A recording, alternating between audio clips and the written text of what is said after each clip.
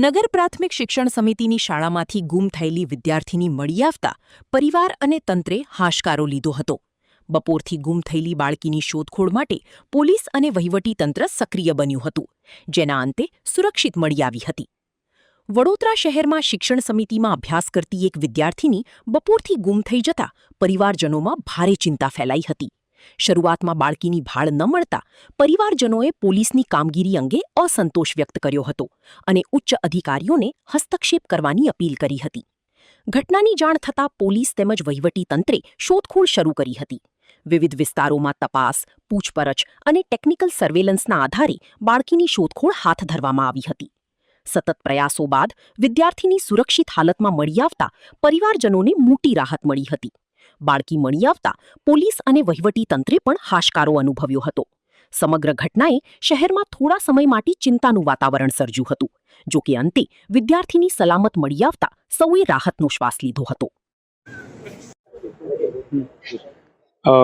નગર શિક્ષણ સમિતિ વડોદરાની ઇન્દુલાલ યાજ્ઞિક હિન્દી પ્રાથમિક શાળામાં અભ્યાસ કરતી બાળકી જે બાલવાટિકામાં અભ્યાસ કરતી હતી અને આજે વિગતો જે અમને જાણવા મળી છે આચાર્યશ્રી દ્વારા, એ મુજબ બાલવાટિકામાં પ્રવેશ લઈને આજે એમનો પહેલો દિવસ હતો. એટલે શાળાએ મૂકવા એમના વાલી આવેલા, પણ શાળાએથી ઘરે જવા માટે ટ્રાન્સપોર્ટની સુવિધા જે કરેલ હતી એ બસમાં જવા માટે અહીંથી શિક્ષકોએ બેસાડી. દીકરી બસમાં બેઠી, પણ પછી એની જાતે જ થોડી વારમાં બસમાંથી ઉતરી અને ચાલી નીકળે.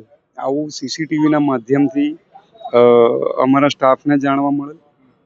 અમે શિક્ષણ સમિતિની ટીમ, સમગ્ર શિક્ષાની ટીમ અને સાથે સાથે પોલીસ વિભાગના જે સ્ટાફ છે એમને પણ જાણ કરી અને સઘન શોધખોળ હાથ ધરી.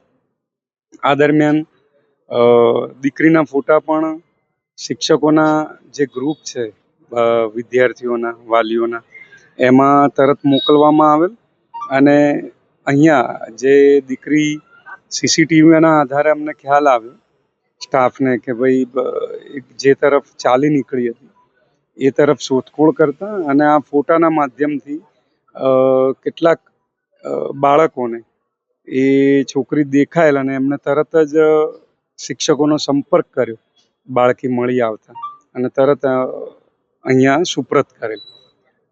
પોલીસ સ્ટાફનો પણ આ તબક્કે આભાર માનીએ છીએ. અમારી સમગ્ર શિક્ષાની ટીમ જેણે સતત સર્ચ કરી અને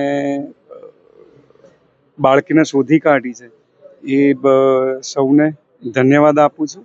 અત્યારે દીકરીને એના માતા પિતાને હેમખેમ સુપ્રત કરવામાં આવી છે અને બીજો કોઈ અઘટિત બનાવ બન્યો નથી.